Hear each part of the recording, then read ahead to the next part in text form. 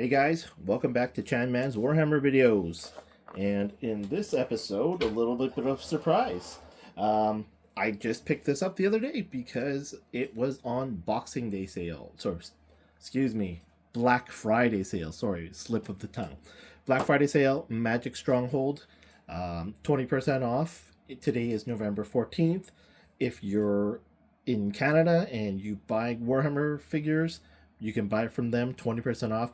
They typically have the lowest price in the area that I live in Vancouver. Three stores locally that sell Warhammer, and I find they are constantly the cheapest, even at regular price. But right now, even their Black Friday sale is the best at 20% off. They have limited stock, so go check that out. P-Rex Hobby is doing a 15% off, but P-Rex Hobby traditionally has the highest of the prices of all three locations. And then lastly, Hobby B is doing their Black Friday sale as well. However, instead of doing 10, 15, 20% off, what they do is their Black Friday sale is based on your dollar purchase. So if you buy $100, you get 10% off. It's a $10 coupon. If you buy $300, your discount calculates out to I think it was 13% off. So I think it was $40 off $300. So if you do the math, it comes to 14%. 13%. And then if you spend the most money at $500, if you get your shopping cart of $500, you get 75% off. $75 off, and it calculated to 15% discount overall. It's actually a little bit more than 15 or a little bit more than 13, so you'll need to actually just put those items in your cart, and then when you check out, apply the checkout code.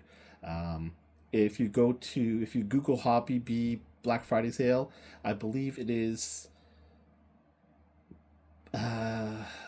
25 for 2025, so 25 BF for Black Friday, and then it was either 10, 40, or 75, the $3 amount. So those are currently the Black Friday sales as of November 14th, 2025. Anyways, I bought this. While I do have older figures to open, I bought this, and I'm not sponsored naturally, so I bought this just because this guy literally resembles me. Bald guy, and he looks kind of Asian, so I had to get him. And rather than opening the other figures that I previously bought, I wanted to open him first. So let's get that out of the way. Okay, got the plastic wrapping off, and front and back. He doesn't have a whole lot of accessories, but actually none of the Alpha Legion have a lot of accessories. In the meantime, I would, as I mentioned before, collecting figures and stuff is a very expensive hobby. So, I have the willpower to wait or to look for sales before I buy, at least locally in Canada. We talked about the taxes, import taxes and whatnot. Bulk of my stuff I purchased last year, Black Friday, and then just picked up on sale items here and there, and then from Hong Kong. So 4 replaceable hands, really cool hammer. Backpack is unique. It's got an antenna. He's got a giant power sword. So let's take this out, starting with the hammer.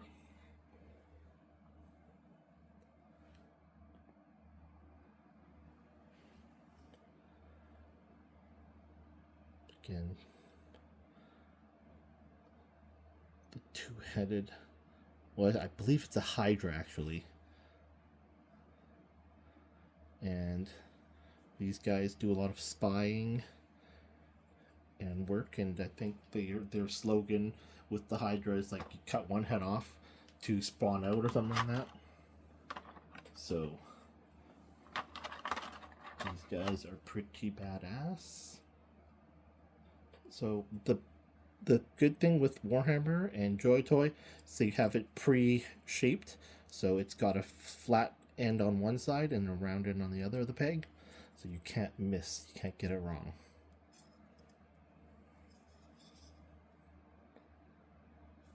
Very nice.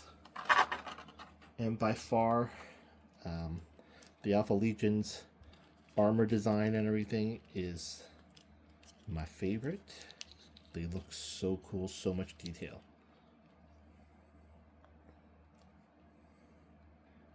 Yeah, if they made him look a bit more Asian, that would be pretty close to what I look like. Well, I have a different nose. But yeah, like the scales on and the paint on each figure. Like the armor design is just spectacular. So intricate. Naturally, they are the 20th Legion.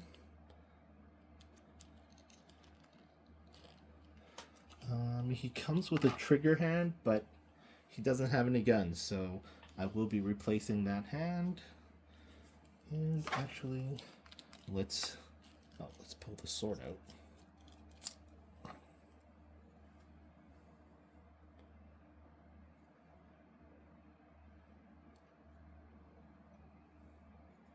So everything is super detailed. Scabbard.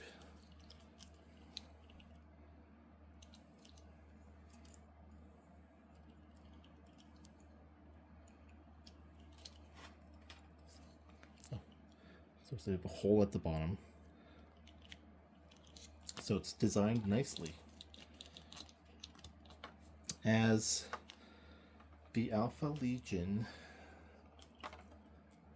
as we talked about, as I've noted in the past, like, while they are traitors, they also have a loyalist portion to them. So naturally, they started as loyalists and became traitor.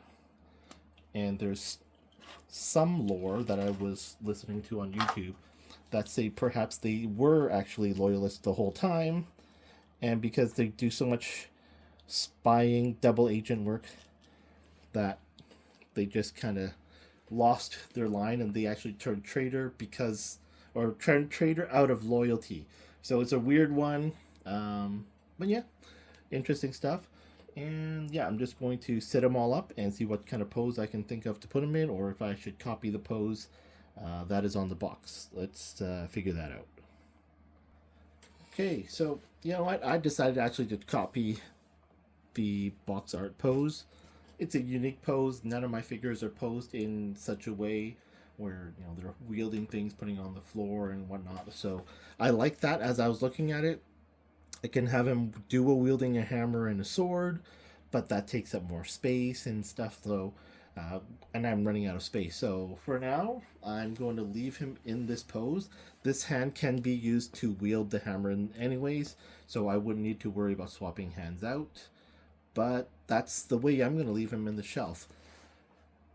Sorry, as you know, we don't. I was just saying, is he a loyalist? Is he a traitor? I don't know. I might need to set up a separate shelf for just these loyalists, or set up a traitors shelf.